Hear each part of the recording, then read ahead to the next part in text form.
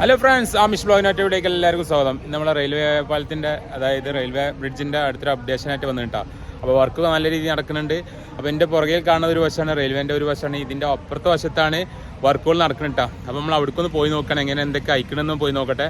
അപ്പോൾ ഇവിടെയും എന്ത് ചെയ്യണേ, പില്ലറുകൾ വെക്കുന്നുണ്ട് കേട്ടോ. അതായത് താൽക്കാലിക പില്ലറുകൾ വെക്കുന്നുണ്ട്. അത് സ്ഥാപിക്കുന്ന രീതി കൂടി കാണിച്ചു കേട്ടോ.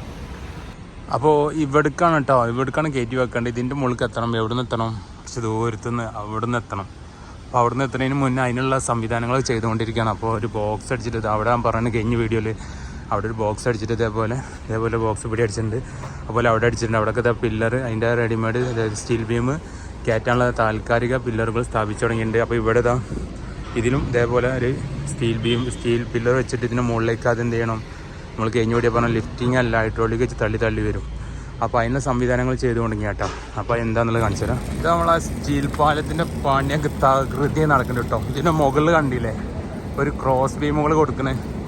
ഇതിൻ്റെ പില്ലറുകൾ എന്ന് പറഞ്ഞു കഴിഞ്ഞാൽ ഒരുപാട് പില്ലറുകളുണ്ട്. ഏകദേശം എന്ന് പറഞ്ഞാൽ ഇതിൻ്റെ ക്രോസ് പില്ലർ ബീമിൻ്റെ അഡീഷണൽ ആയിട്ട് വീണ്ടും എന്ത് ചെയ്യുന്നത്, ഇതേപോലെ ക്രോസ് ബീമുകൾ കൊടുക്കുക കേട്ടോ.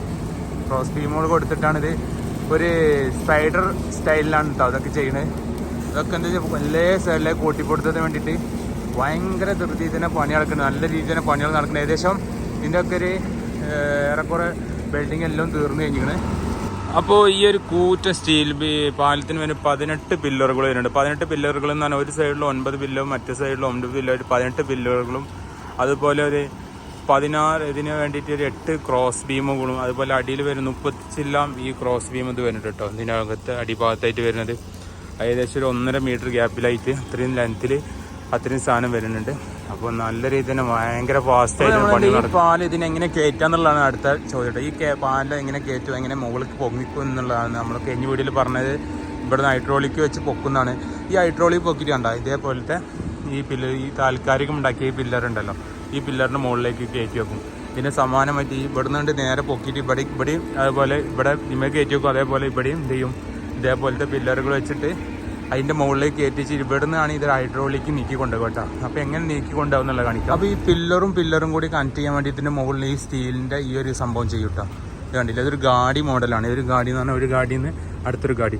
അതെന്താ വെച്ചാൽ ഒരു ഗാഡിയിൽ നിന്ന് തെന്നി മാറാത്ത രീതിയിൽ ഒരു ഗാഡി ചാടി ഹൈഡ്രോളിക്ക് തള്ളിയിട്ടാണ് ഇത് കൊണ്ടുപോകുക. അപ്പോൾ ഇതിന് ഗാഡിയിൽ നിന്ന് സ്ലിപ്പാകാതിരിക്കാൻ വേണ്ടിയിട്ടാണ് ഇങ്ങനെ സംഭവം ചെയ്ത് കേട്ടോ. അപ്പോൾ അത് ഓരോ സ്റ്റെപ്പായി തള്ളി കൊണ്ടുപോകും. അതിനുള്ള സംവിധാനമാണ്. അപ്പോൾ ഈ ഏരിയയിലാണ് കാണാം ഫുള്ള് കണ്ടോ സ്റ്റീൽ ബീമുകൾ സെറ്റ് ചെയ്ത് തുടങ്ങിയത്.